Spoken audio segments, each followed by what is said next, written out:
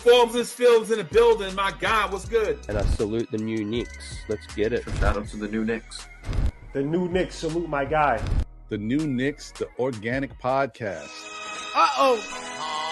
Sounds like it's about to go down in here. Going down. New York City, NY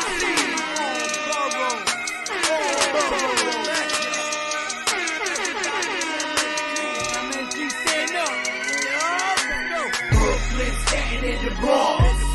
Manhattan, Queens, what you want? We want the Knicks. We want the Knicks. We want the Knicks. We want the Knicks. Brooklyn, Staten in the Bronx. Manhattan, Queens, what you want? We want the Knicks. We want the Knicks. This is for the win. We want the Knicks.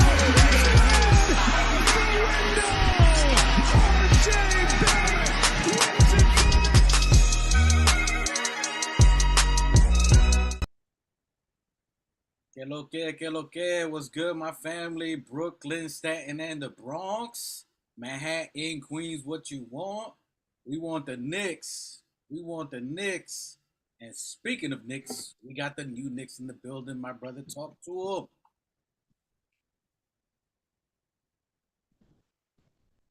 Can you hear, bro? You got your headphones on. You live with us on you, player. You hear me?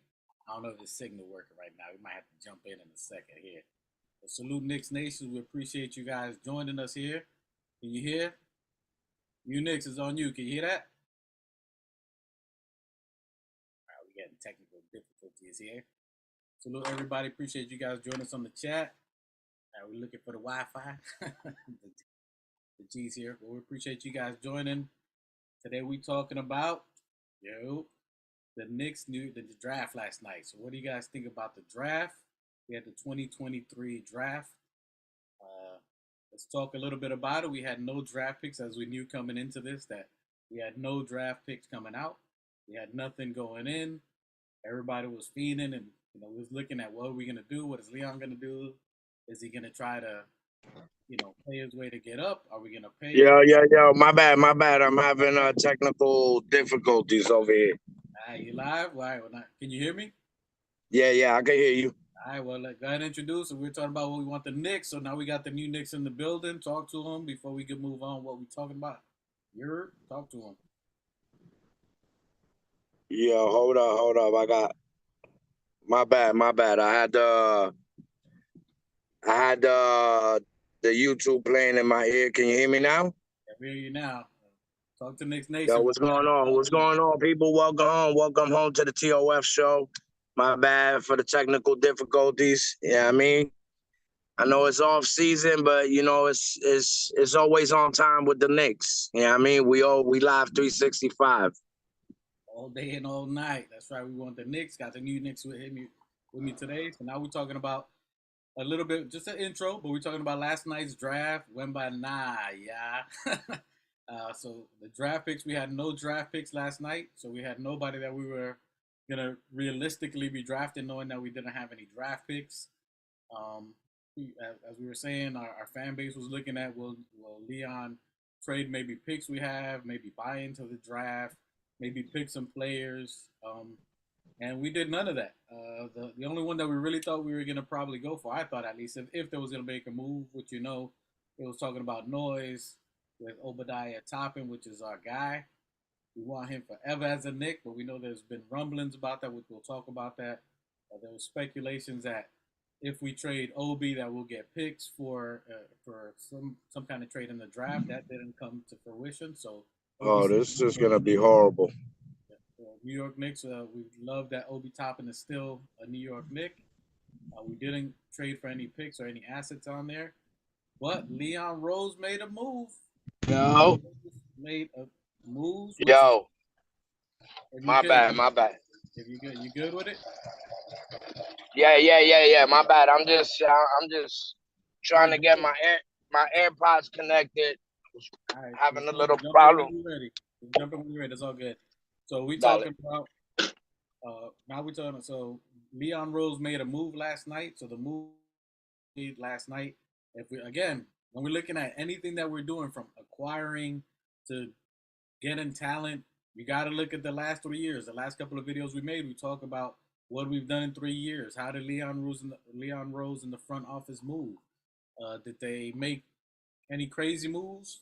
No. So we're talking about draft first before we get to the other talent on there. But for draft, we've always hit home runs on draft. We've always assessed talent in the right way to see if that was something that we're going to make a move on.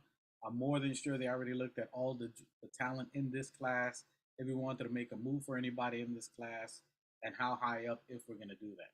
I think the last draft was the draft that we would have moved up for certain talents, and when that didn't come out of play, we traded down and got more assets and more picks.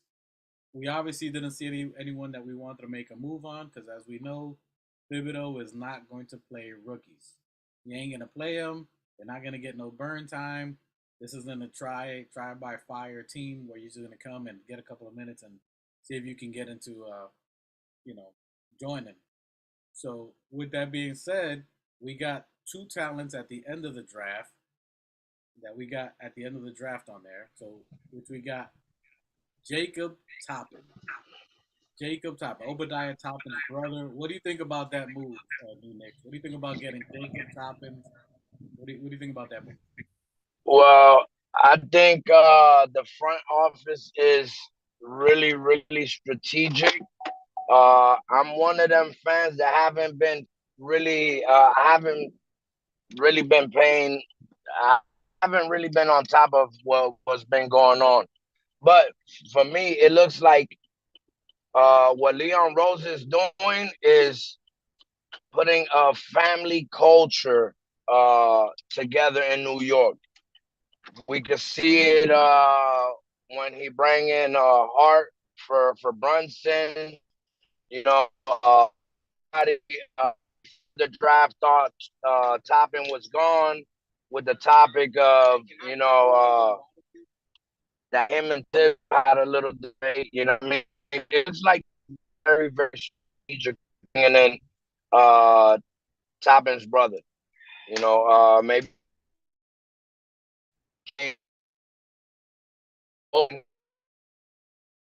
You're that. breaking up a little bit there. My bad. Can you hear me now? Yeah, there.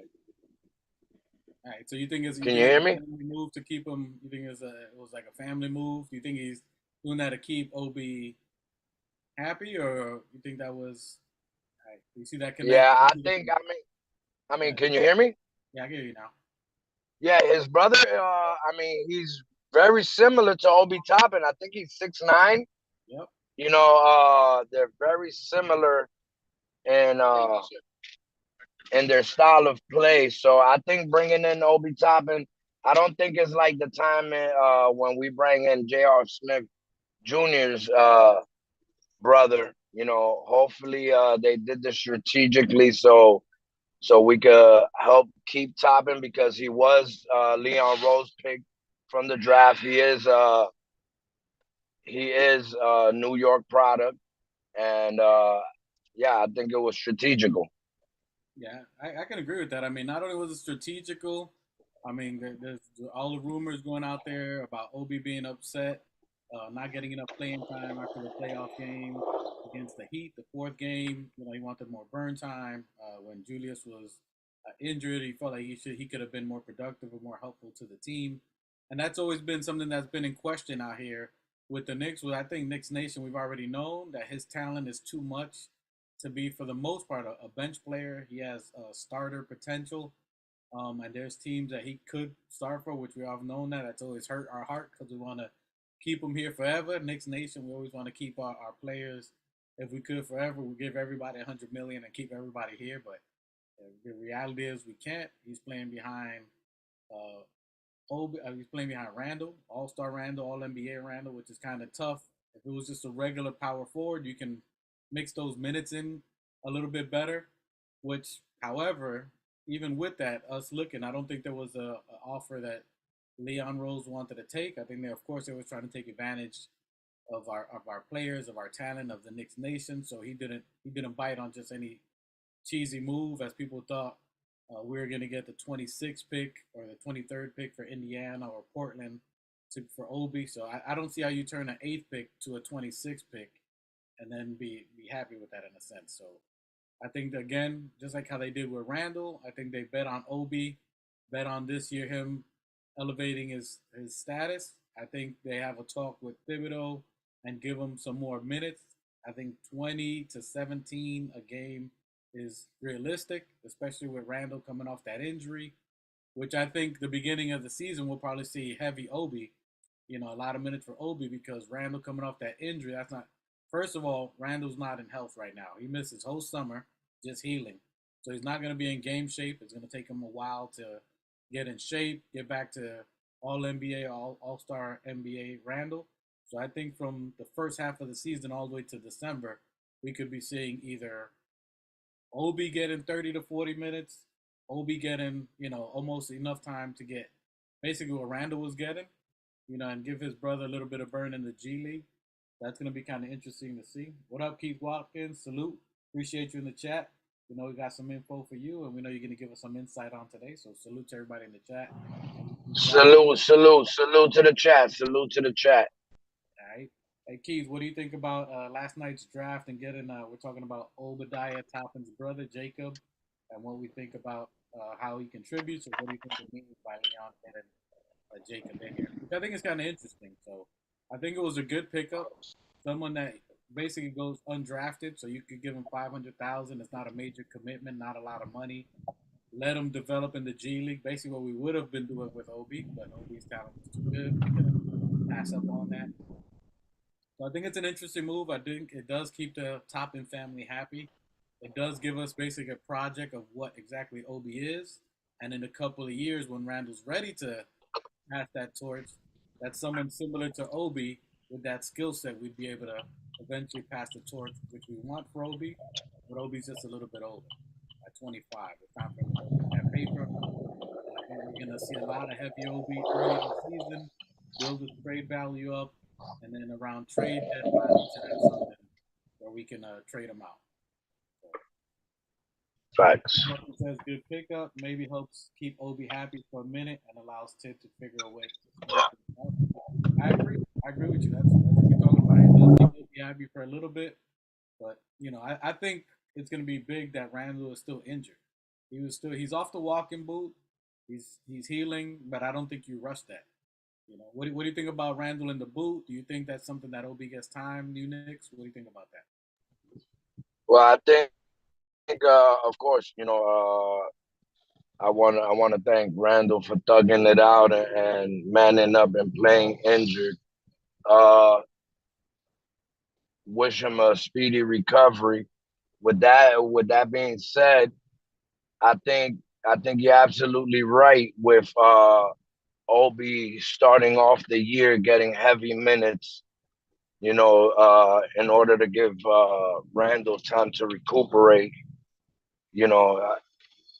I think it's justified, and maybe this will give Obi a little bit more patience, to let the cards fall where they fall, and hopefully he can find himself, as a New York Knick, for years to come. But like you said, not everything is promised, but let's see if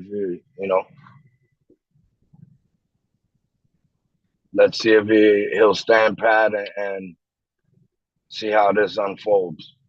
Emangelo's asking if we heard about the audio with Obi barking at Tibbs, the game in Miami.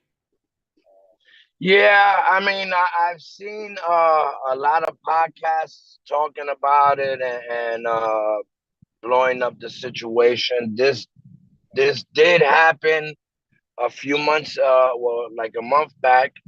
I was just watching. Shout outs to the Knicks Film School.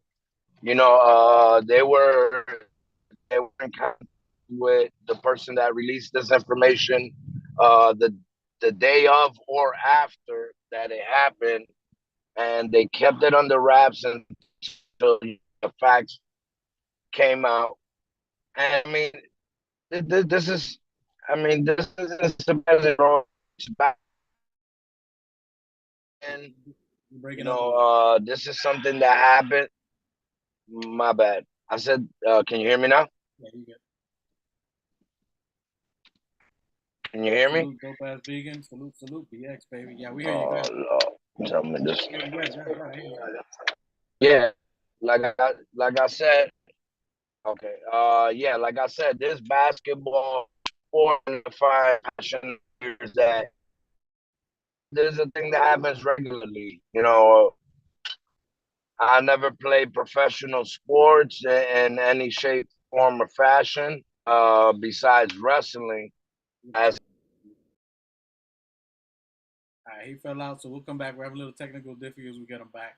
But with that, like my opinion on the tape or the audio coming out, I mean, I'm not too concerned with that. And if you're a passionate basketball player, if you love what you do, I mean, that to me that's passion. That ain't beef. I don't think that's anything like, oh, there's drama in the yo. You want to compete. You want to contribute. He's someone who's passionate about the game, passionate about he's in the playoffs for the first time.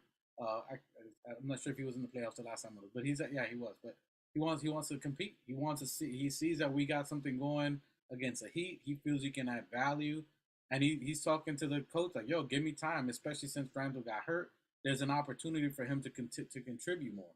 So I see it more of a passion thing. It happens. I don't think it's anything like beef, and that's the reason he wants to get traded. It's always been an issue about him wanting more minutes or him playing that he should get more minutes, I should say. Not that him. He definitely wants minutes, and that's where the coach could have added him, considering, players were injured. So you got use your tools, utilize Obi. He was there, he was healthy. There was nothing wrong with him. He could have contributed or figured out a way to get him more minutes or play him more. So that's where Tibbs had to get more creative. This is an evolution of Tibbs too. Like, yo, you got to adapt and use the youth, which we spoke about that early.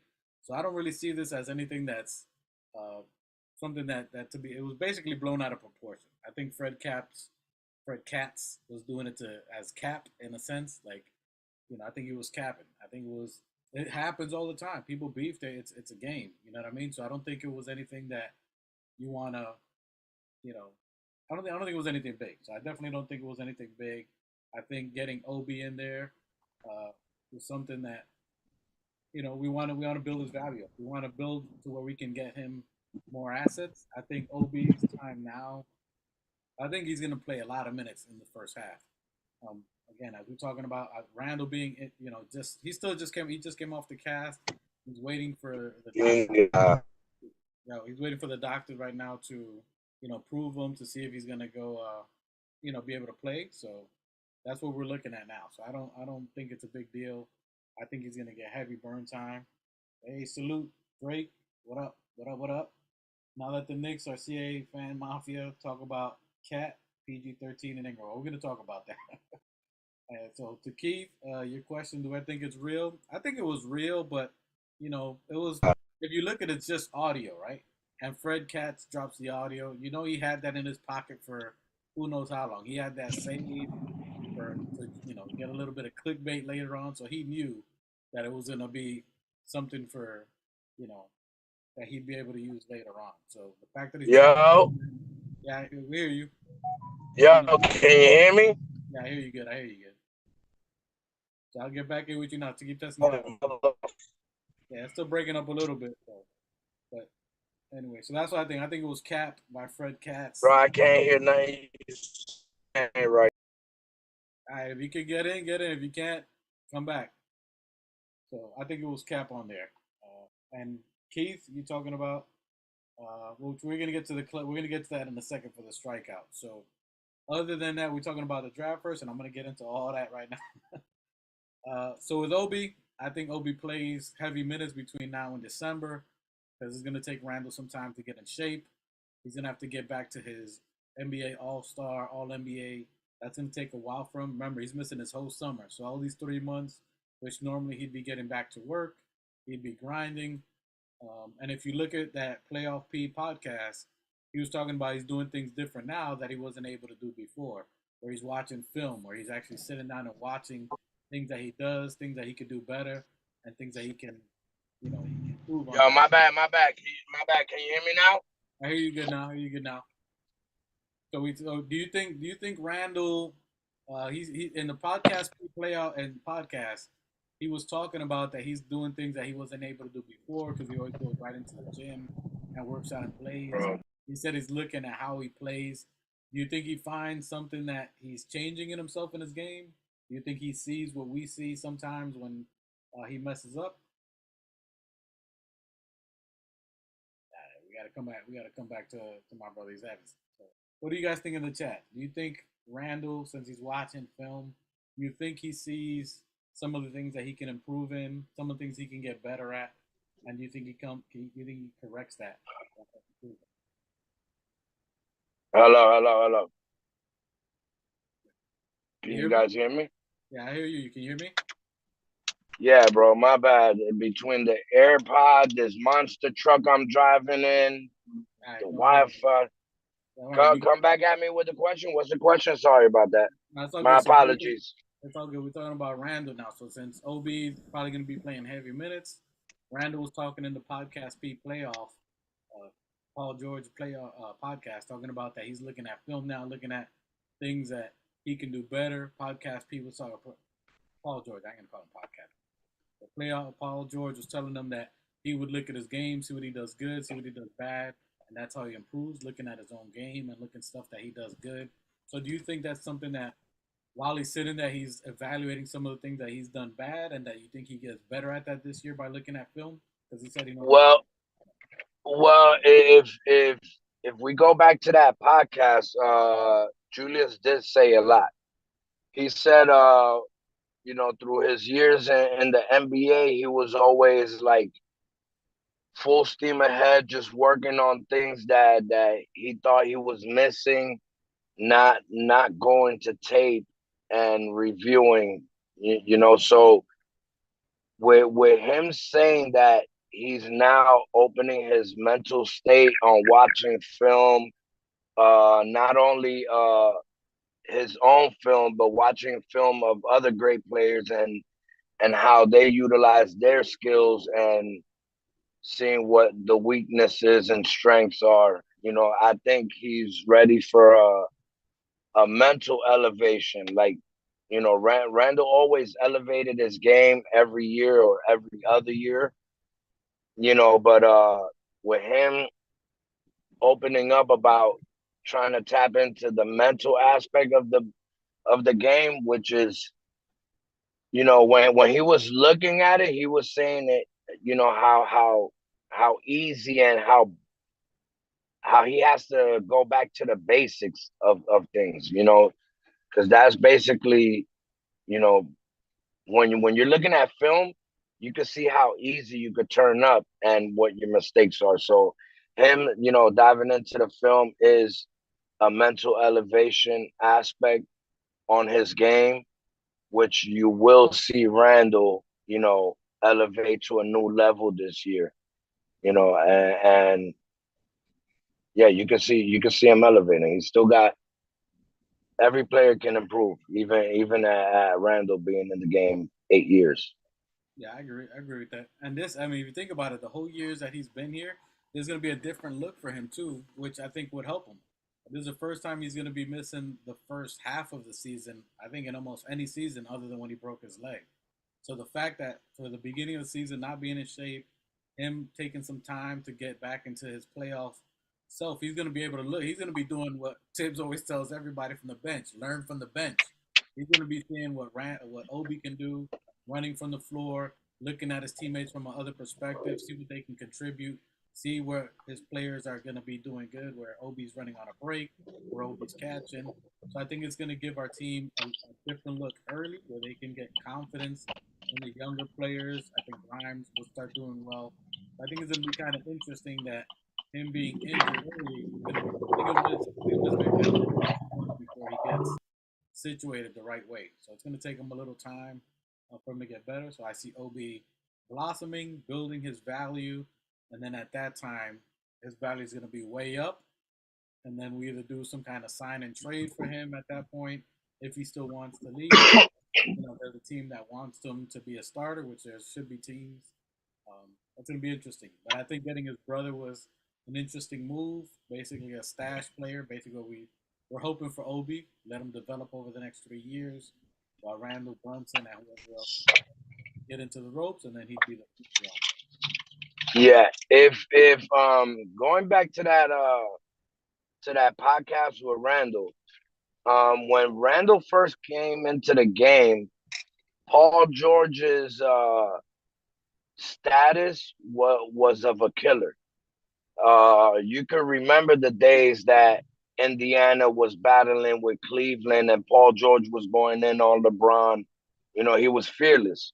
So when Randall came in, you know, he even said it on the podcast that he was reaching out to Paul George, seeing how his work ethic was. And even Paul George said that his game started elevating once he started looking at film. So hearing that from a player like Paul George, one of his peers, you know, solidified that he will be making he will be balling out, knowing the mental aspect of the game. Because that's what was really wrecking Randall. You know, when he was getting doubled and spinning and all of that. If you're not learning the mental aspect, I mean, which is back to what he said, is the basics. You know, when you're getting doubled, you release it. So maybe he's seeing all of this in a mental way. You know, where he could cover his fuck ups. You know what I mean? Excuse the language. No, that's right, and he can see it from a different perspective, like what people see. He's looking at it from the outside in, literally. So he's looking at Facts. the defenses that they're calling on, the zones. What are they doing in the zone? How are the teams cheating on him? When are they coming to? When was his best opportunity? Where's the best place for him to be when they're in the zone? How can he find his players? When was Grimes making the best shot? So he can see it from a different perspective. As a basketball player, they know the names of each defense that they're doing. So he gets to see it from a different perspective. So that's all they've been doing is doubling him. So I think it definitely will help him. This is going to be a win-win for us in a certain sense, because him being able to see it from the outside, because he said it himself, he never stops. He'll take family time, 2-3 weeks on vacay, then he's back at the gym. You know, and you go into the gym, he's working on his own craft, but he's not working on things that he was bad at. He never takes time to see it. He said he wasn't a heavy film guy, so he says it. You know, so even if the team's telling you, and that's why he slapped the computer out the assistant coach's hand. I don't watch that shit. I'll be watching that. So. They're like, well, I don't watch no film. Just give me the ball. I'm ready to go. Forget the film, man. I ain't watching no damn film. Let me get out of here. All you guys, I'm gonna get to your questions for sure. So, yeah, maybe he taps into his mental Thibs bag, you know. Yeah, so I think it's gonna be a plus. I think it's gonna take him a while to get back into that. I don't think the team rushes him. If he's your main go-to guy, your main player besides Brunson, I think we take it easy in the first half. Let them make sure that they're, get the other players in rhythm, make sure they're good, and by Christmas time we should start seeing the pickup of their game at.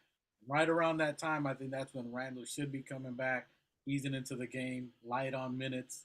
And again, we should be seeing heavy Obi for the first 2-3 months. It should be nothing but 30-35 minutes of Obi, and we're gonna see if what we believe Obi can be and what everybody believes. Can it be a 20 to 30 point score? Can he get 6 or 7 rebounds, which is probably his average? Some assist on there. Does it help Jalen Brunson out? Does it give him another look? So I think it's going to be a plus. On that positive, I think we're going to see the value of Obi elevated at that time. That's going to build his value. And then, so that's good. Any other points you think we got about Randall or Obi or his brother Jacob? Well, yeah, I think, like you said in the beginning, Obi's value. I think he's pissed off and hungry enough to really show everybody what time it is, And Obi Toppin's brother, I'm telling you, it's really strategical. It's really strategical, and I know there's a topic coming up which adds to that strategy. Yep. Yeah, I mean, the fact that we get Jacob Toppin, which of course I love the name. Jacob. All right, so we got Jacob there, and Jacob basically almost a carbon copy of his brother, stat wise, game wise, athletically.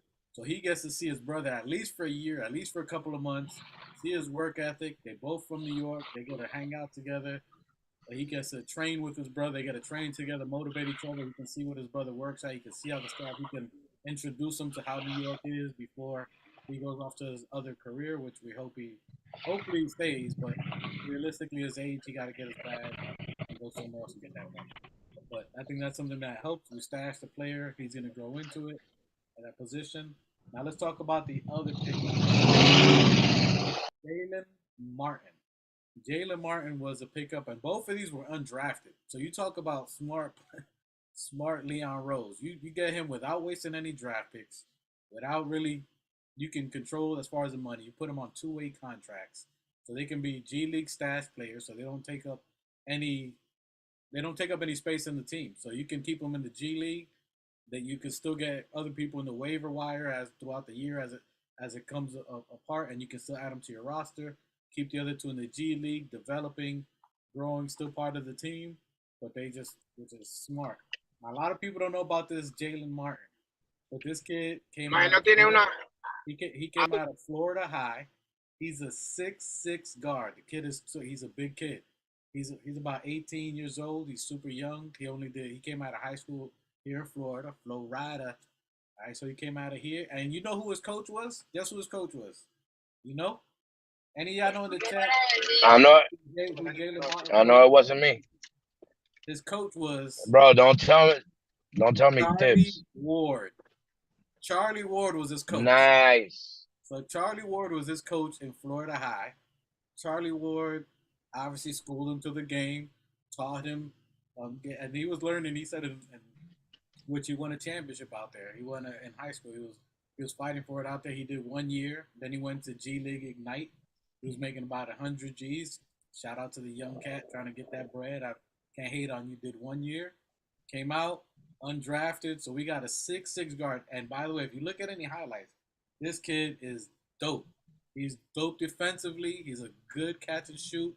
Real young player. So obviously he's going to have his tweaks. Obviously there's going to be opportunities for him to get better, which is why you put him in the G League. You put him, but he's 6'6" at 18 years old. He can catch and shoot. A monster defender. The kid is he is a deuce but taller, but a better catch and shoot player. I think this is a real stash. I think we're gonna like this kid as a pick in the future. Maybe by next year we'll start seeing some burn time. Maybe like 5 to 7 minutes next year. The kid, he's a big guard, just the way Thibodeau likes him. He's basically RJ's height, a great defender. He got handles. He can finish on the glass. He's a good catch and shoot. I really like the pickup. He's gonna be the one. He's gonna be the sneaky one. They'd be like, we got him like Mitch. We got him like Mitchell Robinson. Him, you're gonna see in a couple of years. He's got big size. He's not a skinny person. He's solid. He's gonna be a good pickup. Huge pickup. I like him. So he's someone that I think is going to impress us later on. But again, he's a stash player. I don't know if I recommend looking at some highlights if you think. That's right. You think Keels is going to. Keith. Keels, I like the opportunity for him. He's I think, was he 6'6" also, 6'7"? I mean, Keels is a big cat, but in the last year, you haven't really seen much. I think we can still stash him at G League. He could, to me, he could be a Dort, D-O-R-T, like from Oklahoma City. He's like a Dort. He could be, but he still needs maybe another year or two. I don't think we get rid of him. I think we still keep him in the G League, but he's got to lose some weight and he's got to work on his handle. But ability-wise, he could be like a Dort. I think that's what they saw in him. So that's what I think about that as far as him. And yes, we are familiar with Martin. So I definitely like Martin. So the 2 draft picks, we're going to move on from draft. But the draft picks that we got Jacob Toppin and that we got Jalen Martin, I think those were really good pickups. Very smart by Leon. Didn't spend any bread. Didn't waste any capital. Didn't have to trade OB to get some good talent. And we got his brother, on the low for nothing. And we got a great guard for future, big size guard, someone that's 6'6", can shoot, catch and shoot, you know. And is that someone later on that they already see someone that we could be moving on from? You're replacing someone that we have on our team that could be a starter, or we get a potential starter. You save cap, and then you got another 6'6" guard who can catch and shoot and defend. Anybody on the market or on the move that you may think that has implications? I'll let y'all think about that. Could it mean something later? Maybe. But you can remember, Leon Rose and the staff, they're 10 steps ahead. So everybody's mad about the draft and who we didn't get. We should have got Chris Murray. And they already saw this 10 months ago. 10 months ago. And they already knew who they were going to get, even at the bottom. So watch out for these sneaky pickups we did. If we got Jacob Toppin, all the smoke you're hearing about Obi wants to be gone. We love him. Look, Obi, if you're watching, we love you here. We would love for you to be a Knick forever. But we know you got to get that bread. You're a daddy. You got to feed them kids. We with you. Whatever it is, whether you're here or you're not. We love it. Sneaky pickup. All right, we're moving on from the draft. Anybody else got something from the draft? Y'all got something to say? Huh?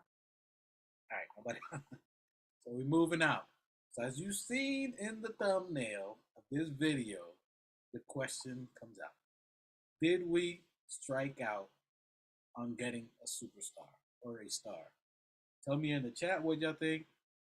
The 3 players, people that we've spoken about quite a bit. Zach LaVine, Zion the Opportunity, and then KP Kristaps Porzingas. And let's start with KP. Let's start with KP. All right, let's go at it. We going in right now. Damn you, KP. Anyway, so KP, the trade goes out. He signs in. He opts in to $36 million. So what do people do when they have an option either to opt in or waive the extension and possibly get bigger bread? To me, I think if he opts into $36 million, he wasn't getting the long-term offers that he thought he was going to get. This is my personal opinion. I think he was, maybe other teams were offering him something less, maybe a couple of years less, more than what he wanted. He probably wanted a 3-4 year deal, and I don't think anybody was willing to take the risk and offer him that amount of bread. If it's us, I think we made the call, we made an offer, but I don't think we wanted long-term paper with him. I don't think we wanted to give him a long-term deal. So that's going to be interesting on there. For the fact that he opts into $36 million only for 1 year. And think about this. Boston got this guy. It made trades which Washington is, I don't know what Washington's doing. Washington got the worst of this trade.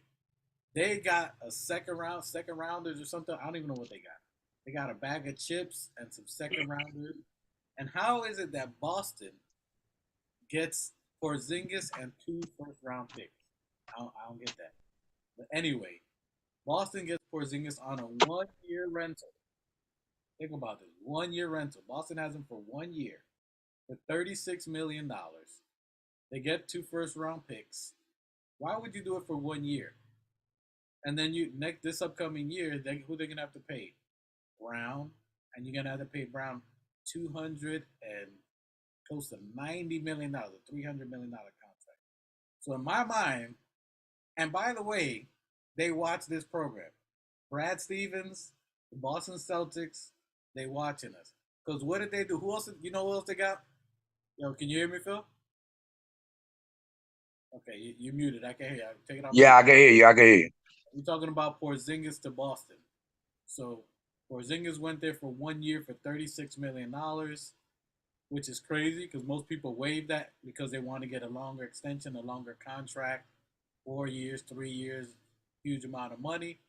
I don't think they gave it to him. I don't think he got those offers, and I think that's why he went for the 36 mil. But you know who else they got? You know who else Boston got?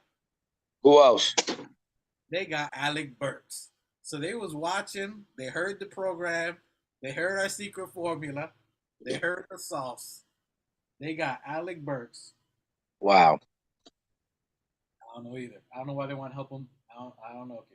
So they got Porzingis and Alec Burks. They knew what we was going for. They said, if we get Porzingis and we get Alec Burks, that's it. We'll be Eastern Conference champions. And they said, no. I like that idea. We'll take it and make it our own. We'll do the remix. So they got him. But on the low, I think this is the last hurrah for Boston.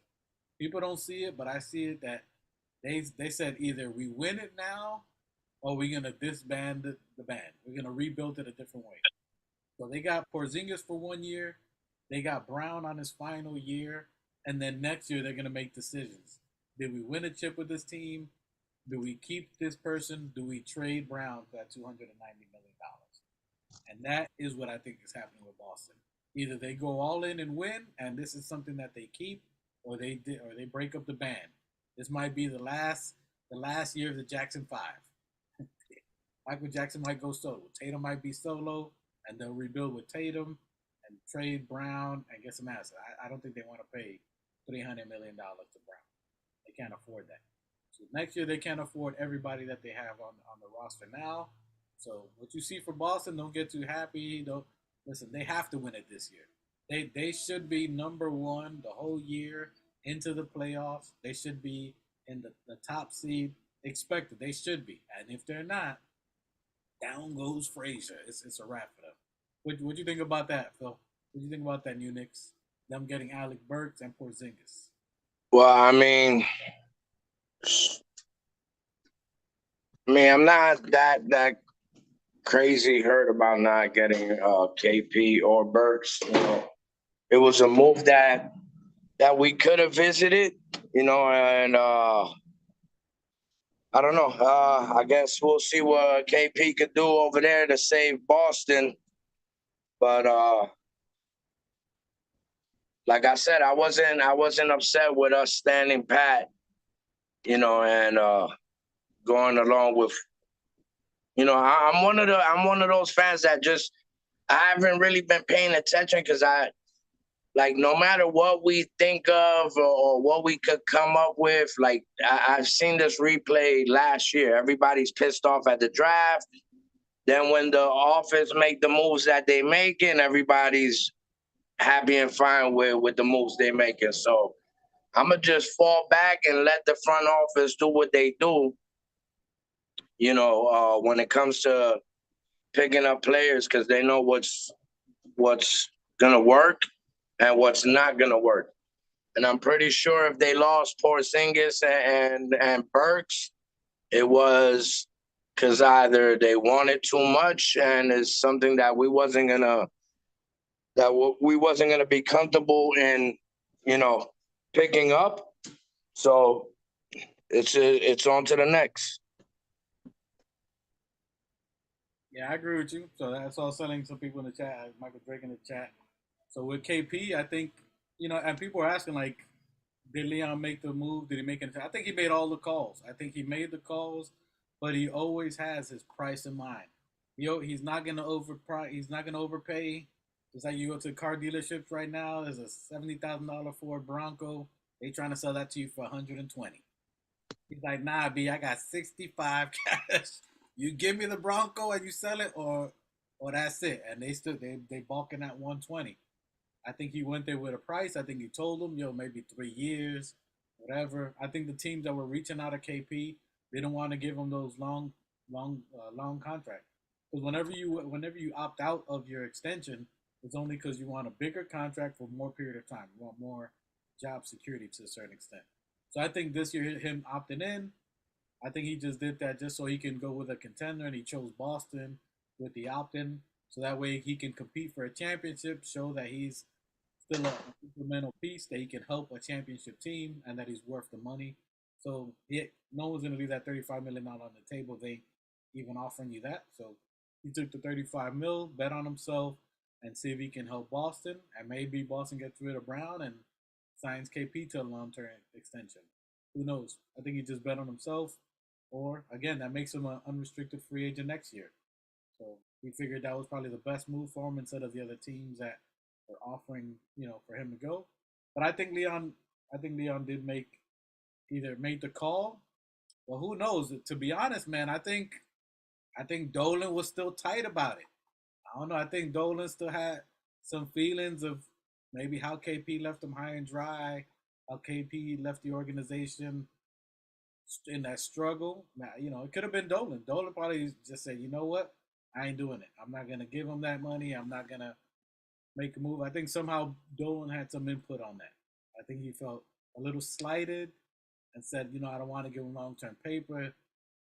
I think Dolan got a little petty on that. I don't really think Dolan had much.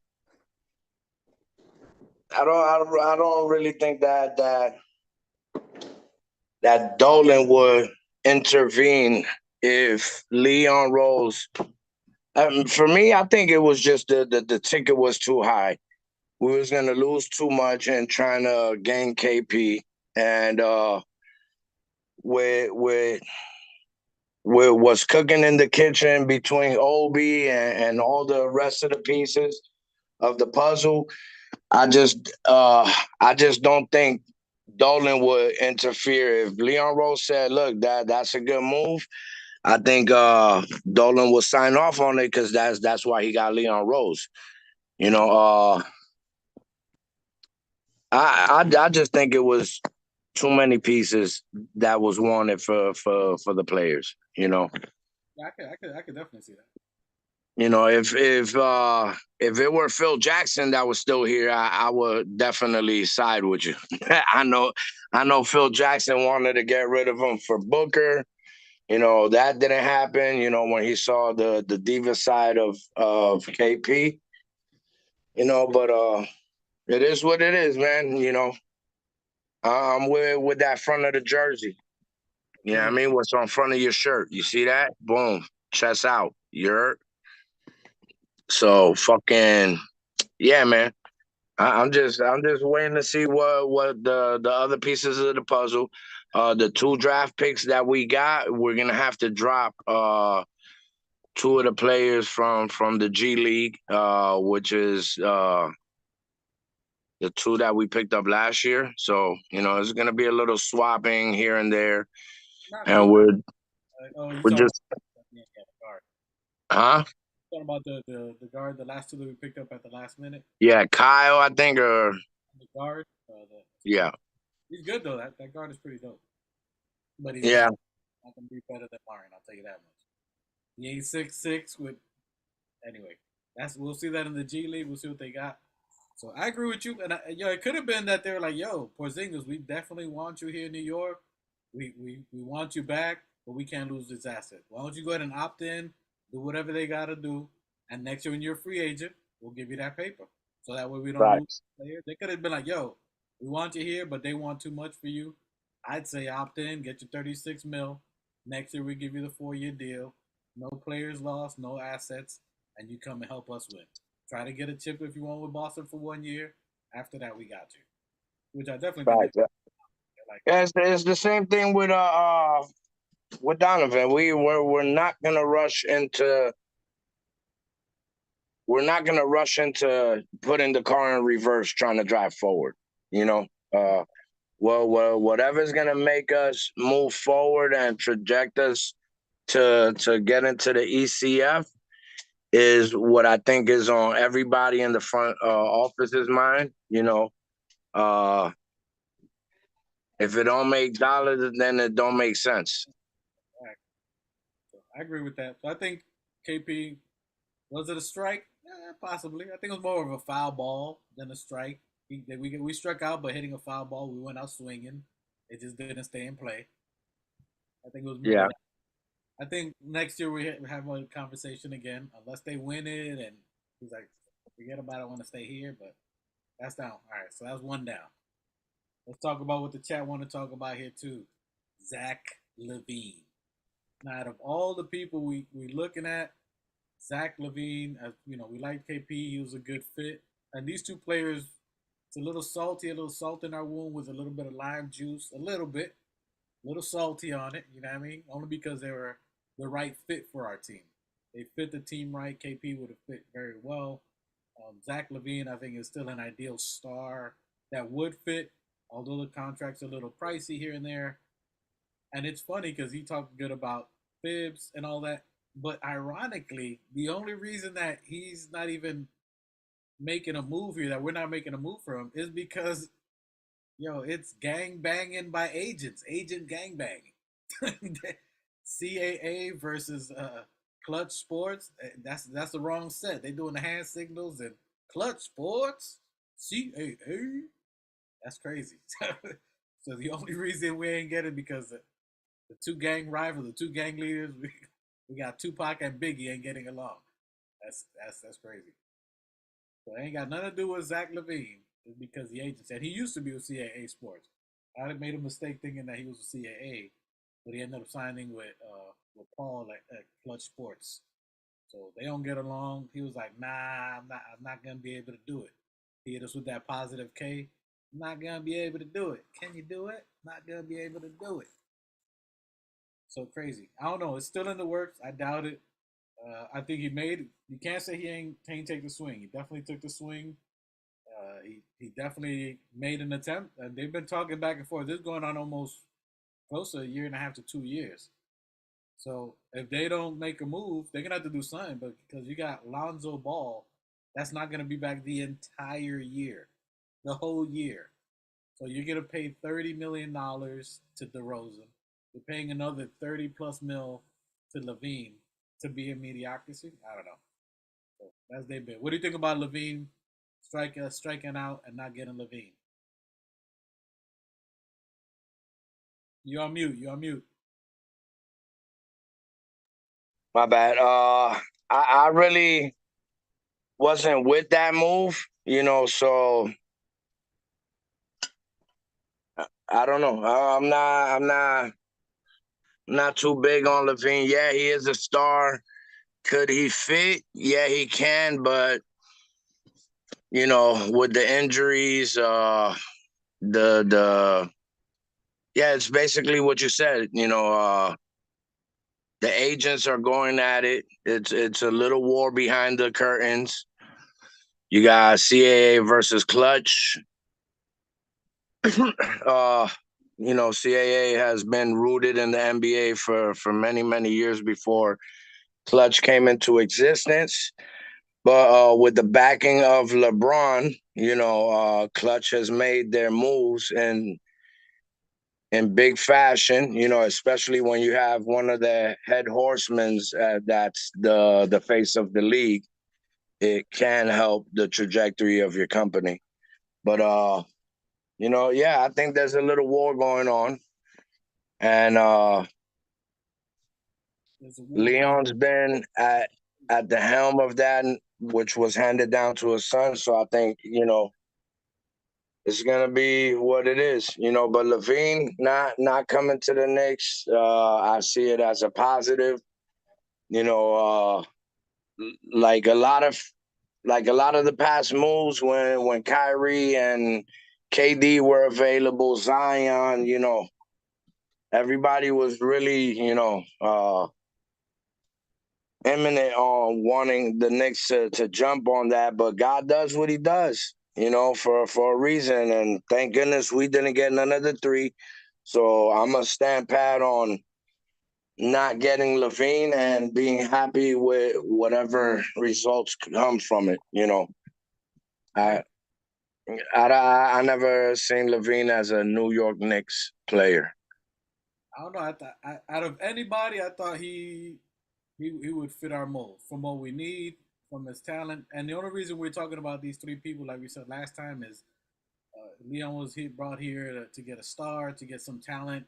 You got Jalen Brunson. I mean, he's entering his prime, peaking. You got Randall peaking at his prime, and they need one more person, one or a few. Either our Grimes comes in and just has a phenomenal off season, but I don't know. I see him in Greece. I see him. He's about to drip life and looking fly daddy. So I don't know if he's training to get in the shot. He needs to come in clicking on all cylinders. RJ needs to take that other step this year, and we love him. Efficiency, he needs to go to move. So it's either these players we have here that they take that next leap this year, or you get another talent to join with them to take us past that second round. And that's what was missing in the second round. That next player, the next person not only our youth to step up, which they didn't, they were deer, they got blinded by the lights. So you need someone else, and that's why we were talking about the KP, the Zach LaVine, which I think he would have fit. Now that they're out, again, another foul ball. We down 2 strikes. There's one more possibility. We got 1 pitch, 1 strike. Do you think Zion is worth the move or the risk to go after? Well, I mean, in the beginning, I said that there was a topic coming up on the strategical movements of Leon Rose. And that I think he's trying to bring unity. Unity is needed for a lot of players. Morale, confidence. Having one of your brothers by your side with you at war is gonna be a lot different from me. Growing into a brother, somebody that's been through the trenches with you is gonna know your ins and out and what moves you. And the same way when Hart came into the Knicks, you saw the energy and the trajectory of us winning 9 straight, then taking a little break, then winning another 8 straight. I think that's where the movement and the culture is going to. I might be wrong, but it's like I was gonna say earlier when you bring up Zach LaVine. It's true what Raw Hebrew says. Is like a lot of us Knicks fans start searching elsewhere, for other players when we got great. Like I'd rather stick with my whole team. Oh man, I don't know. I hate looking. I hate looking at other teams when we got great players on our bench that's thirsty and hungry, and basically New York built, Tom Thibodeau built. I say we roll with what we got and let them grow into the same way Golden State did. Everybody grew together. So some of the players might not be as patient and want their bag. No. I want everybody to get a bag, but I think if we stand pat and stick to the program, I could see Deuce being better than anybody that we could think of that we're searching for. I think Sims, all of our players, yeah, they might not be at the peak where they need to be, but I still want to stand pat and see our players grow with our squad. You know what I mean? I want Obi to stay. I want IQ to stay. I want Grimes, Deuce. I want to see everybody elevate and take that next step. So when the vets are ready to continue on their next journey, we could plug and play our kids that we drafted.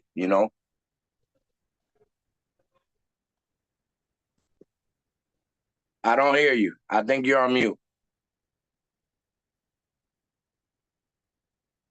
My bad. There you go. I agree with you because we want to, but at the same time, you got to think of why Leon was brought here. And this question's going to come up every offseason, every season before trade deadline, every draft, until our Knicks fans, or some, not everybody, some Knicks Nation, that they want this super elite talent. To me, I picture some of Knicks Nation, not all of us. It's like a fitty. You ever seen that meme of the dude that's walking with his girl and looking back at the other girl that walked past? That's how we be looking at our players. We with our girl, and then Buddy's just looking back at the other, whatever the next best thing is what they think. When what you have right there is riding with you, what you have right there is held you down, what you have right there is helped you build. But yeah, you're looking for something else.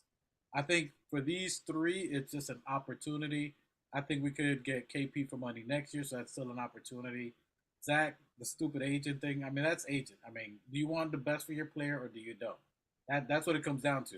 If an agent's being selfish and not wanting to trade with another agent because they got agent beef, that don't make no sense. Is this going to be the best opportunity for your agent, for your player that you're? Man, Supposed to be. Listen, I think he did the right move. Don't let him come to the Knicks. Stay greedy. Keep doing what you're doing because that's the way it was all written. Yep. You don't have to come here, Zach. Yep. So But when it comes to Zion, back to the topic of Zion, which I steered us away from. It's a stupid move, like we said in the previous podcast, that a player like Zion, the magnitude of Zion, changing the generational talent. You don't get these every year. He could pan out as a Joel Embiid, that they tucked him away and let him grow from his injury, and he became the person, the player that he was supposed to become. I think a change, as much as when we first bring up Zach, KP, and Zion up, I really didn't want the drama, with maybe him influencing the rest of the young guys. Fuck it, let's just whatever it is. But you can't just not choose the generational talent and try to go for it. I mean, he really wanted to be a Knick before he got drafted. He was playing in New Orleans, a big smile on his face when asked about New York. He definitely wanted to come here, and he definitely, he knows there is no other team, not nowhere that is like the Knicks. And him, just like everybody else, and just like Julius knows, you win it in New York, you're a bronze statue in front of MSG. That's a definite. And New York winning changes the whole trajectory of the NBA. We are the Mecca. We did create basketball. We created basketball. I don't care what Google says. I don't care where. I don't care about pigskins and all of that. We created basketball. New York City. Whoever tells you otherwise is a fool. You heard? So this is the Mecca of basketball. Everybody knows that winning one chip here is like winning 30 in any other team. 30. I agree. So What we got going on the chat? we got hold on. Let me address them. We're gonna come right back and we're gonna answer some of these questions that they got in the chat just to close it off a little bit for as far as this portion. But Zion, I think there's still talks. Leon's still frugal. I don't think they're gonna give up as much as they want. I think they're trying to milk it out. And I think all the moves and the plays we're trying to make, I think they gave their best offer. And I think these people, again, just like we talk about that dealership, they want the real high value. There's a lot of teams that if they don't make this year, if this year doesn't pan out to what they thought, it's gonna be the mass exodus and explosion. They're gauging for Paul George. They're gonna wait to see how that plays off at the year. If he misses games or whatnot, you're looking at the fire sale, garage sale, flea market sale is gonna happen by February. That's when they're gonna get rid of people, and that's when we're gonna strike in like an alligator and just a little deer drinking water and snatch them up. Gatorland. That's it. We're gonna come up and just give me that. And I think that's what he's waiting on. So Zion could be something. I think if there's an opportunity, you have to go. Whatever. Whether you restructure the whole team, it's something different. But I don't know how that would fit with Brunson. I truly think that we stay the course of what we have. I don't think we go after Zion. I think what we have is really good. I think the value that we have as far as contracts is very, very good. That at that point we can add somebody. Giannis may not be happy in 2 or 3 years with what they're doing. So I think we stay the course. I think we add just organic pieces to the team and get them going there. Screw you, Celtics, for taking Alec Burke from us. All right, let's see what we got for the chat. We had a couple of questions now. I know we had Coach back here. Coach was going off. Coach's been wanting us to talk about Cat. He still wants Cat. Coach still wants Cat. Cat is gonna cost way too much for the team. Now I like Cat. Now you're saying if to get Cat and Randall from what you were saying in the chat, Cat and Randall wouldn't exist together because you got to make that money work. That money has to work. You can't get Cat with making 50, close to 60 mil a year, and keep Randall and keep RJ. A Cat trade would be clearing everything off the books. You're gonna clear everything out to get him. You're cleaning the cupboard. You sweeping the floor. You doing reconstruction surgery. Coach, coach, coach, coach. Listen up. I'm a professional Dominican. Trust and believe. I'm a professional Dominican. You see this show, we hold it down for DR. And I'm going to tell you, as a professional Dominican born in New York City, Dominican yo. Cat is not the answer. Cat is not the answer, coach. Cat is way too sensitive, too soft. He's not a Thibs player. If Jimmy Butler had a problem with him, trust me, Jimmy Butler was probably actually vocalizing what Thibs was feeling, because we all do know that Jimmy Butler was a Thibodeau product, born and raised with Thibodeau. So he does no, coach, no disrespect, coach. I don't know what's in your cigar. Please. We Dominican, bro. You see, we are Dominican. We support the only 7 NBA players. Bro, coach, we support every Dominican except Cat. I'm sorry. And there's a whole. Who was the Dominican? Look, who was the Dominican that we got that came into the G League? I'll take him. Oh, you thought Montero. Montero. I'll take Montero. No, Put some stilts on him. We could call him Cat. Listen, we love Cat. He's just not right for the Knicks. And think about it. Thibs was already there. Thibs was the president, the coach, the general manager. He could have picked any players to build around him. And he was the janitor. He was the water boy. Thibs was everything at Timberwolves. So hashtag Gatorade Thibs. He gave him the Gatorade. He got the uniforms ready. He did everything. He gave him the chicken soup. No soup for him. Yo, Thibs was there. Thibs picked all the perfect players to try to play around him, to build around him. They had Zach. They had Jimmy. They had all the players we're asking for with Cat, and they got demolished. There was nowhere. There's no defense from him often. So I mean, you have to look at history. It's not like he hasn't. If he was in the Cavs for his whole career, all right, you feel bad for the kid, but he's had talent around him. He's had Zach LaVine, Jimmy Butler. He's got Ant with him. He's had elite talent with him. Gobert he has with him now, so he doesn't have to rely on. Oh my God, I forgot they had Ant, and they still didn't even. Did they even make the playoffs? Nah, they made it close though. They made a run with that. No, they didn't even make the playoffs. No. Yeah, he's had talent around him. So it's not like Cat has not had anyone and he's just this talent that's wasted away. He's had a plethora of elite talent. Not we're looking for just a star, someone.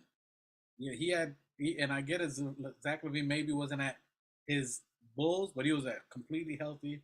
He was a baller. He was a baller. Yeah, you're right. They lost to Denver. I mean, you can't make it out the West, and you that dude. You got talent. Now you have Ant on a rookie deal, and if you can't do it with him on a rookie deal, and he's balling, he's averaging almost 30 a game. I mean, and you got Gobert, so you got an elite defender at the center position. You're a power forward that can drop 50, and he missed 20. Was it 20 games or 25, north of 25 games with a calf injury. A calf. Not a tear, he had a calf injury. I want to say I'm close to 50 games. I mean, he missed at least 25 games with a calf injury. Yeah, so In the words, in the words, that's a no for me, dog. That's a no for me. Just like an American Idol, yeah, that's a no for me, dog. Yeah, that's a no. And we love yo. You see the flag back? You see the flag down there waving at the bottom. That flag, DR. We represent hardcore. We love our people. We love the Caribbean. Anybody in the Caribbean, all of them, everybody. We love everybody. But yo, for us to say no to our own, I got mine bolted on my arm. yeah, if we ain't repping, we telling you, coach, he's not the move. He's not the move. Especially with that contract. If he had a KP contract ready to come off the books, yeah, I'd definitely look at that. That's a hard pass. Man, listen, if Cat was coming to the Knicks, he would be coming to the Knicks to come off the bench, bro. I do not see him starting over Mitch, and I don't care what people think of Hartenstein or Sims. I wouldn't put him in front of none of them. So, coach, we answered that for you. And I know you love him. We love him. Just not on our team. You love him? Hey, Coach, are you Dominican? Coach, you Dominican? I don't know if Coach left. He might have been mad at that. Anyway, so that's a hard pass on Kitty Cat. Shout out to Michael Drake for Kitty Cat. Kitty Cat gone. And according to M Special, he's definitely not starting over Mitch. He would be playing the same position as Randall. So you ain't gonna put him at center because he didn't like playing center. He didn't want to play center. That's why they gave all in on Gobert. That's why they literally mortgaged their future on Gobert. So he can play defense. So Cat doesn't have to worry about playing any defense, just scoring 50 a night. Yo, shout out to the chat. They're echoing our sentiments. Shout out to got love for you, coach. To Michael Drake. Keith Watkins. Yeah. Yeah, let's go back. Let me see what Keith had a couple of questions here. Yep, the CBA. Look at Mangelo. Well, what are we slowing down, Mangelo? The DR representing, baby. Yeah, listen. Raises it about 30%. You're right. So if it raises the money by about 30%, that's why Leon ain't jumping in right now. You got the contract, so you got Randall on a good contract. You got RJ on a good contract. Next year, when it goes up by 30%, now we can go after players that are worth the bread, that's already on a contract. We're not going to look at people trying to get a contract for the bag, like the Browns, because then you're going to have to pay them. You get someone that's already on a 2 or 3 year contract, and then you got that extra CBA money that you can play or splurge, i.e. a Levine or something like that. So did we strike out on all 3 of them? A lot of foul balls. We're still at the plate, though. We're still at the plate. I think we got till February for trade deadline. Zach LaVine's out of here. And we got KP, possibly next year. It's a foul ball, but they're going all in. Boston had to go all in. Boston must win the championship this year. If they don't, Molotov cocktails to the team. Everybody's on fire, except Tatum. He's going to be the only person they rebuild around. Everybody out of here. And they got rid of their best defender. Shout out, I think it was Michael Drake or Keith. Somebody said it here. Smart. Best defender, Smart. You send your best, who won Defensive Player of the Year. You get rid of him. You put him in the team Memphis, who won the Defensive Player this year. So you got 2 Defensive Player of the Year players in the same team with Ja Morant. You just gave them the championship for next year. They're going to be top 5. Once they get Ja Morant, which that was a little, bro. Ja Morant, Listen. do you give him 25 games for that? That's on his personal time. That ain't got nothing to do with basketball. That ain't got nothing to do with nothing. He could have a gun. No one said he can't have a gun. He wasn't in the club. He wasn't like, yo, ¿quién lo quiere? ¿Quién lo quiere, coñazo? He wasn't, you know what I'm saying? He wasn't out there like, yo. He wasn't brandishing. He was with the homies. He was in the whip. Come on, NBA. You're doing too much now. You're doing Listen. Even with KP and Burks, they still gonna have a problem with us. Every time we matched up with Celtics, it's been, you know what I mean, in the pocket. And I don't think KP is gonna make that much of a difference. With them losing Smart, and if they would have added KP with Smart, yeah. But yeah, I mean, it just puts them right back in the same position. But as for the Knicks, there's still a lot of time left, and still, we already know that. You know, a lot of fans were upset that the draft was yesterday. We could have moved on from. We could have moved on from Evan. We could have moved on from Rose. We could have made some package deals. Nothing happened. Everybody's spazzing out and got their panties in a bunch. I mean, we all know, you know, if Rose and Evan didn't play last year. Michael Drake asking if they're still in the pocket. Huh? Michael Drake asking if they're in the pocket. Not Rose and Evan. They little. They nah. little. Nah, they the lint in the pocket, but they gonna make some change. Right now, listen, this is the season for everybody to just try to extrapolate everything from the Knicks. And you gotta give Leon Rose props for holding it down. I know Jay Boogie was wigging. Jay Boogie was wigging the other day. Salute. Salute Jay Boogie. We got love for you. Salute Jay Bugs. Leon gotta go in. He gotta get somebody. You know, Jalen Brunson's timeline is that, which we talked about, that 4-year window, right? We've been talking about it. The 4-year window, him and Brunson say, yo, you got to get somebody, but at a certain cost. You got to be frugal to a certain extent. I think you just got to wait and chill, wait and see. And I think from now to the trade deadline, a lot of different opportunities are going to come out. We got to see these teams that are eventually going to implode. Clippers, ain't no way. Kawhi and PG. Playoff P. Podcast P. We can't call him Playoff P anymore because he hasn't been in the playoffs. Everybody's was upset that we ain't get Paul George either. I mean, what are people thinking? Even if he were to fit, like what are these fans and like what is everybody on, bro? Like I don't understand.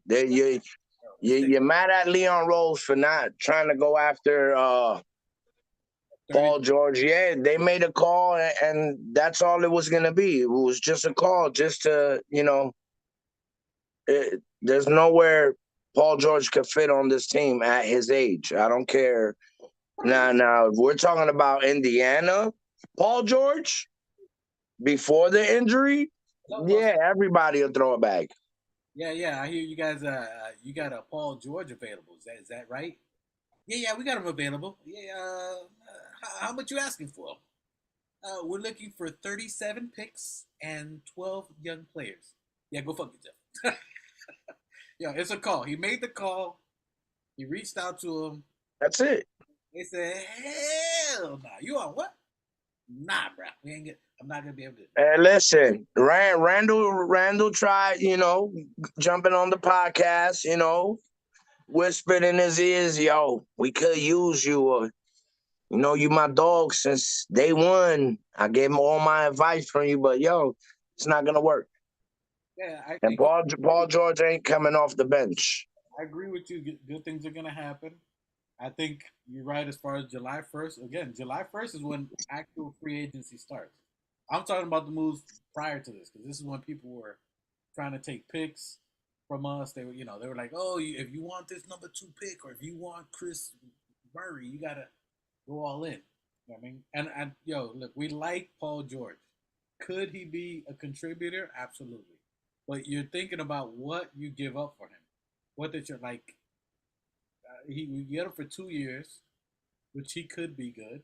What do you give up for him? That's what we're looking for now. What do we give up for him? Because we'd be helping them out, getting rid of $50 million a year, because they're gonna have to pay that. So we'd be helping them out. So what are you doing for us? We can give you a picks, or one picks is whatever. We can give whatever picks to a certain extent. But you My bad. Never made it past to the playoffs. You know what I'm saying? You even saw in his own podcast. Jerry West went at him in his own podcast, saying you and Kawhi not making it to the playoffs ridiculous. Dissed him in his own podcast. That was insane. You know what I'm saying? So I do like him. It's not saying that we don't like him. We don't think his talent. We don't think he's elite in scoring. But if you get, let's say you get playoff P, and you get him to, and he doesn't make the playoffs, you don't get him to see him in the playoffs, or he gets hurt in the second round and he's out, then what's the point? And that's the whole point. Because if you look at, so you can't show me playoff P highlights because he's not been in the playoffs. So you got to take playoff P out of it. That's why it's not that he's not talented. He's elite. He's elite at his position, but he is beyond a rookie in the playoffs. That's what we're talking about. So what you give up for it? You know what I mean? So I definitely don't want Paul George. If we got him for nothing, like what Washington had to give up for Bradley Beal, yeah, I'll do it for 2 years. You know what I'm saying? But it depends on what you giving up for. You know what I mean? What we have now is definitely more than enough. July 1st, we're gonna see what happens. Just keep in mind, Leon Rose is not gonna pay no tax. He's not gonna get robbed. He's not gonna get strong arm robbery. He's not gonna get fleeced. He's not gonna give up too much. He's cheap. He's cheap. You gotta imagine the dude you having a garage sale and the dude is offering you. You got something for $3 and he offered you 75 cents. He's not going up too much farther. He's not going. Hey, Ross.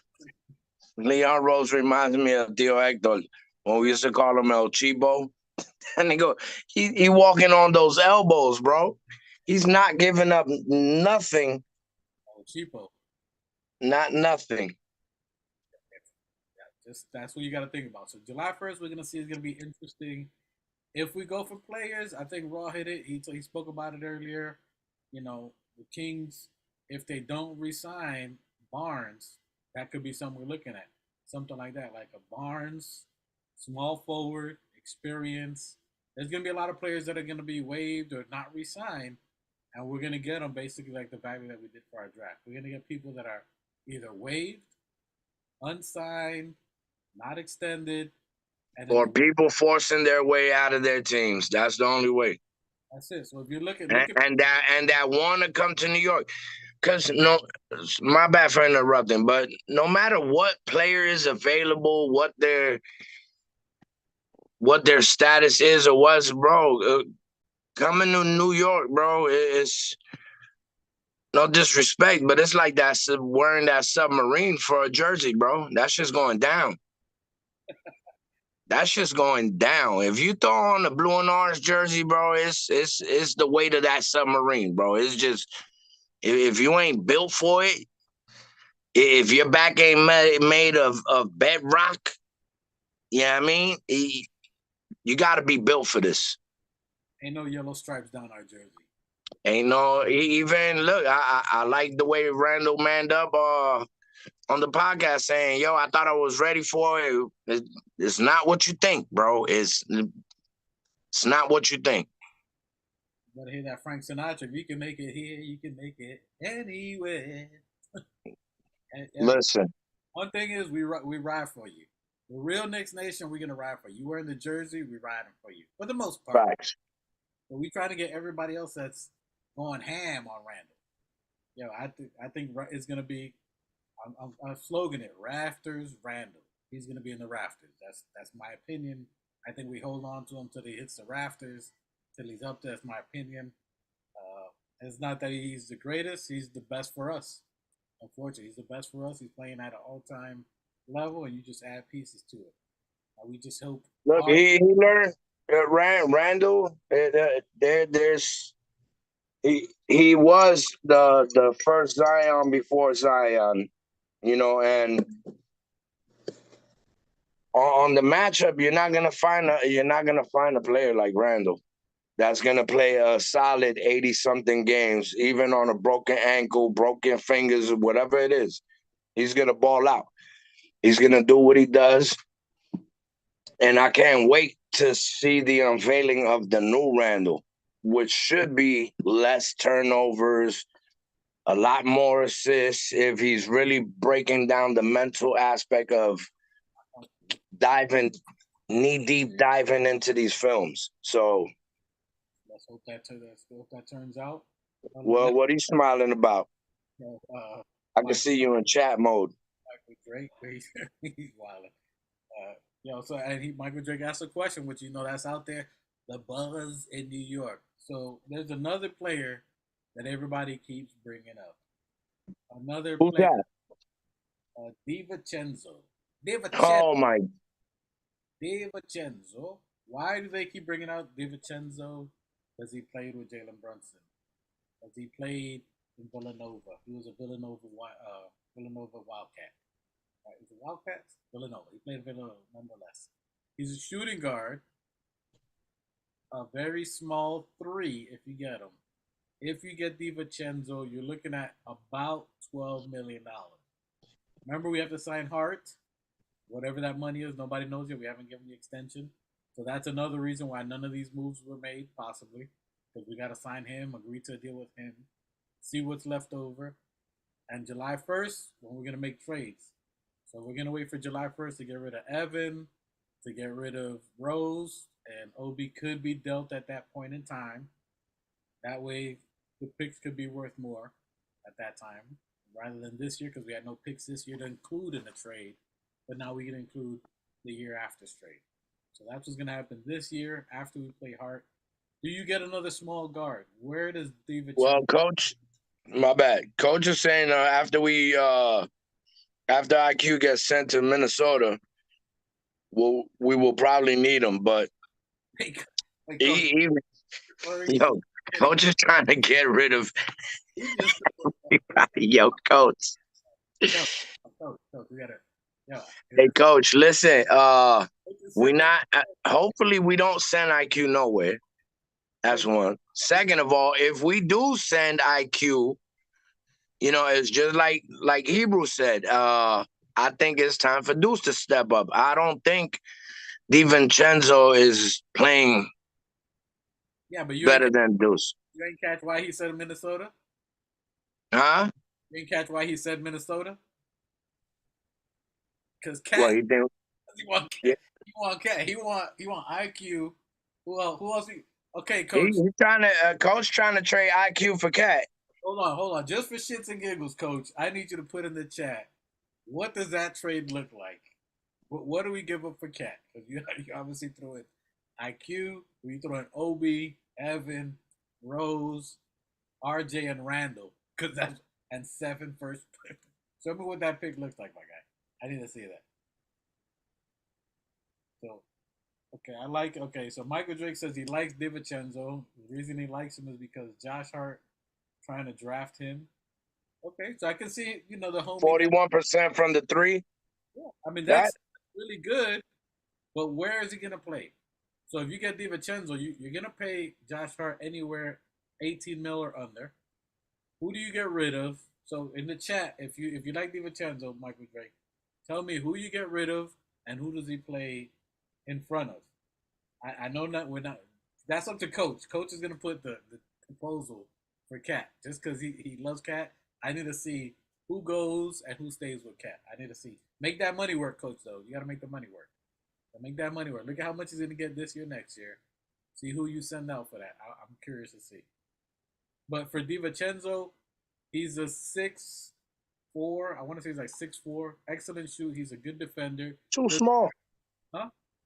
Too small. I agree, but that's what I'm saying. People who like him, where is he going to play? Is he coming off the bench? Who's he playing against? Is he coming off the bench? He's not taking RJ's place. He's not good enough to take over for RJ. He's not big enough.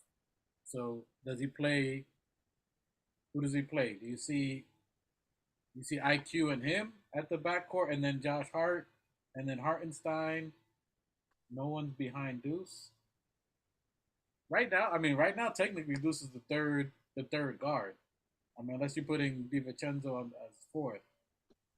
Okay, Coach says IQ, Obi, Fournier, Sims, Dallas first, and for our first in 2025 to seconds for Cat. El Diablo, Coach. IQ, Obi, Fournier, Sims, Dallas first round pick, which next year is 6 players? No, 4 players and 2 firsts. They're gonna want 6 players. They're still gonna want more firsts in that, and they're gonna want to protect it. even if it is 4 players. Bro, there's no way in hell that Yeah. we giving up 6 players for Cat. And Coach, then for what? Coach, your homework tonight. Next time you come in the chat, make that money work. That's still not enough money. Fournier and you still don't even got Rose in there. Rose and Fournier makes 35. Remember, he's making close to 60 mil. I'll let you do the homework on the money first. That money doesn't match up to what he's making there. Picture. But anyway. DiVincenzo, I don't know. He's too small to me. He's very good. He can play, but you're not going to be able to put him, Brunson, and Hart together. Only maybe, but in spurts. He is good catch and shoot. He's definitely a great 3-point player. So he's very good at catch and shoot. I just don't see who you take out to put him in. So if you're taking, I mean, if we don't resign an IQ or we trade IQ or we trade Obi, then I can see something like that. But even then, I think a Barnes or a bigger small forward is what they'd be looking for. You know, which are players that I think no one's talking about that we could go after that would make sense if it's another name or another person to add to us. I like Wiggins. We'll talk about that. You guys let me know what you think in the chat. We'll do a video about Wiggins. I think Wiggins is a possibility because I think Golden State, they got to get way under that luxury tax. Yo, did you see what Mike Dunleavy did to Poole? Mike Dunleavy is a savage. What happened? Mike Dunleavy used to play in the NBA. He's now the president of Golden State. He was like, yo, we love Poole. We want him to be here long term, especially since his extension that he got. 3 days later, Buddy was playing for Washington. They traded him. That's crazy. They got rid of that $100 million. Jordan Poole's going to ball out in Washington, though. Well, there was no way. There was no way that team was gonna survive after that Draymond punch. Like, Bro, Kobe and Shaq fought. You know what I'm saying? nah. That's it, bro. If Shaq or Kobe threw any punch like Draymond, that wasn't a punch like, yo, chill out. I was like, nigga, I'll knock you cold into next week. Like, rookie, sit down. You're doing too much. I get it. But bro, that was, he did a Superman fucking Masvidal punch, bro. Like, that was bread. They're talking about bread. They're like paying 100 to 200 million in luxury tax. They're paying 200 mil in just taxes. That's ridiculous. You got to get rid of that. So they're the only team that, I mean, they're paying double.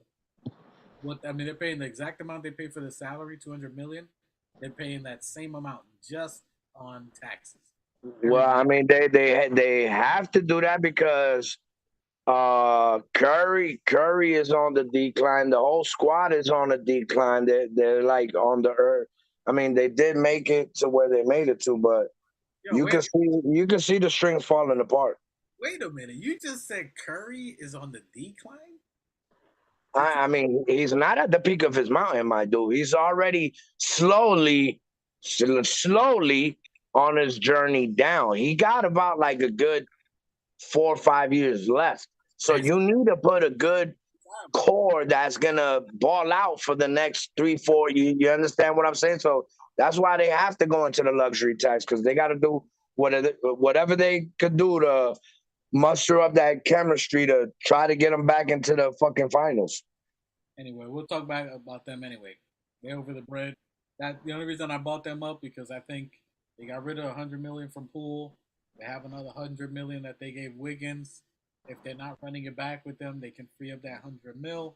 That'll get them closer to being under the luxury tax, which is why I bought up Wiggins. I think that's a contract to what we have now that we like.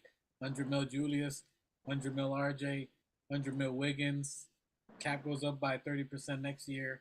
That's a contract that I think would fit.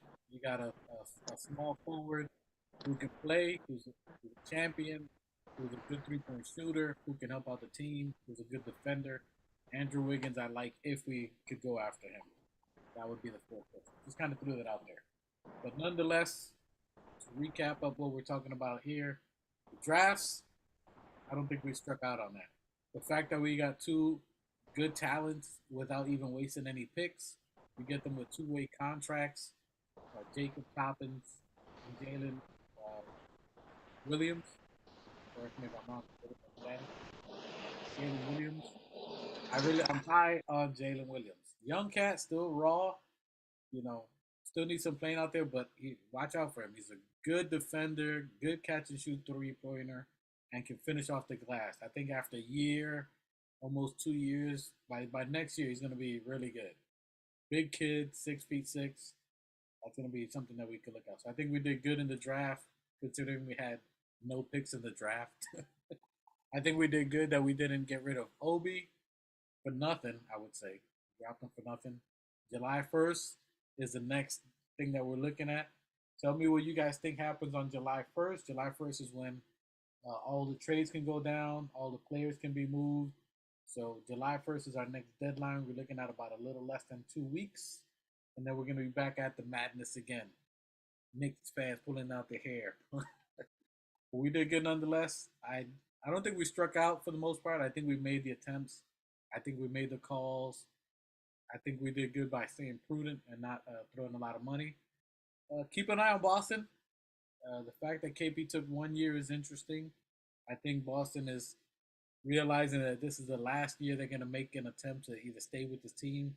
Brad Stevens had these players for a long time. He's now at the president position. They got a rookie coach.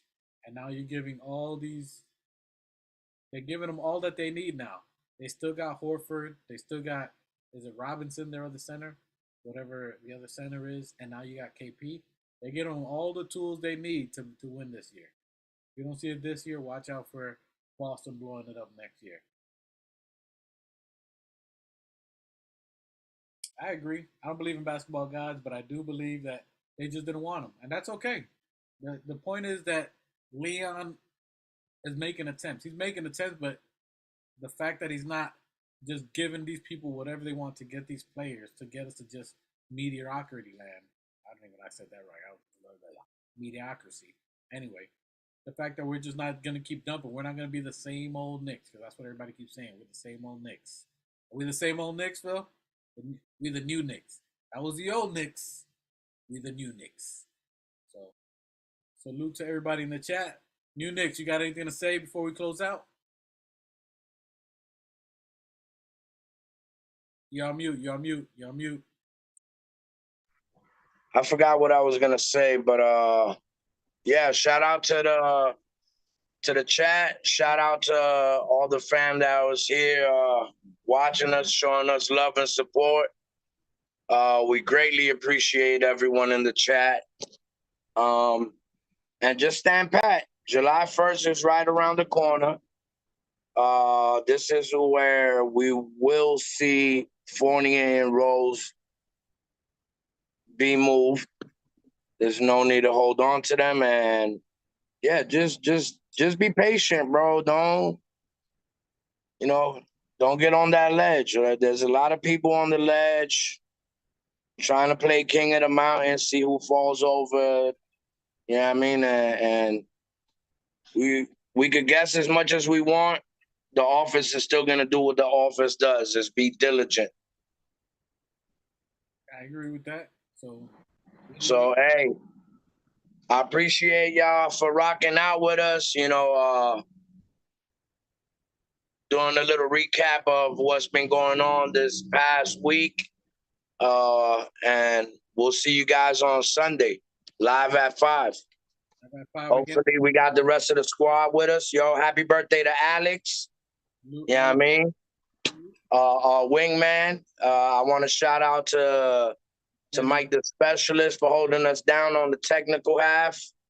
Bro, you've been doing a great job holding us down, especially with my little hiccups in the beginning of the pod. Appreciate everybody, bro. And we're here to great coach. Man, make sure y'all get us out there. Share this. You know what I mean? Clip it up. Appreciate you guys, everybody. Share, like, subscribe. Right. Appreciate all you guys. Dope Ass Vegan, Keith Watkins, Coach, Michael Drake. Oh, one thing I forgot. your appearance on Still Knicks Fans. Ron, we appreciate you guys. Thank you. Shout out to Ron for the invite. Greatly appreciated.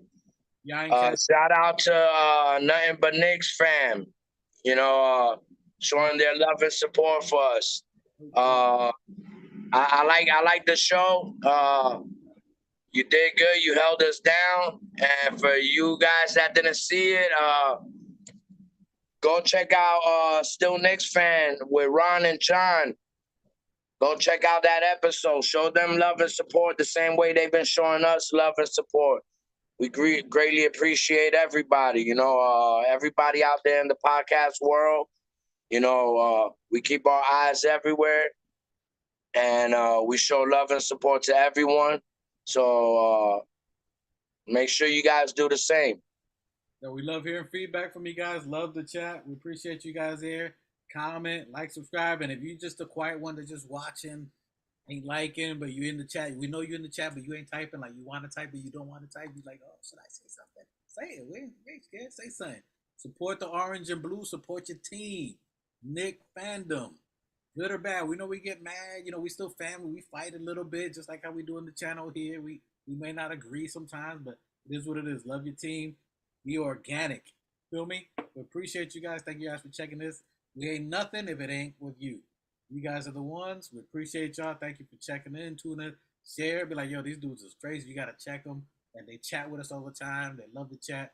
Appreciate you guys. Check us Sunday, 5 p.m. Let us know what you think. If you got some info, put it in there. We definitely chat. Gracias, familia. Good looking out. Shout out to Knicks Brazil. Shout out to Knicks Germany. Shout out to everybody worldwide. You know what I mean? Thank you for being here with us. Mikey, take us the fuck out of here. Forbes and Films in the building. My God, what's good? And I salute the new Knicks. Let's get it. Shout out to the new Knicks. The new Knicks, salute my guy. The new Knicks, the organic podcast. Uh-oh. Sounds like it's about to go down in here. Going down. New York City, NY City, Borough.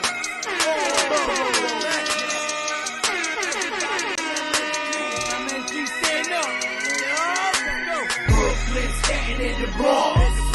Manhattan, Queens, what you want? We want the Knicks. We want the Knicks. We want the Knicks. We want the Knicks.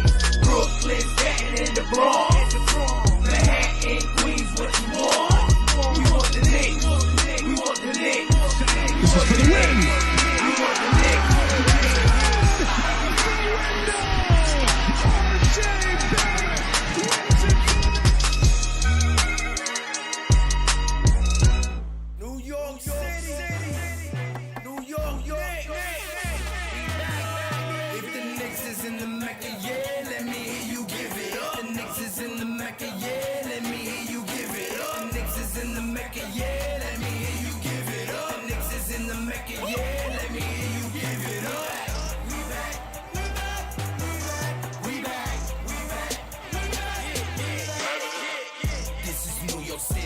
Home of the Knicks, baby.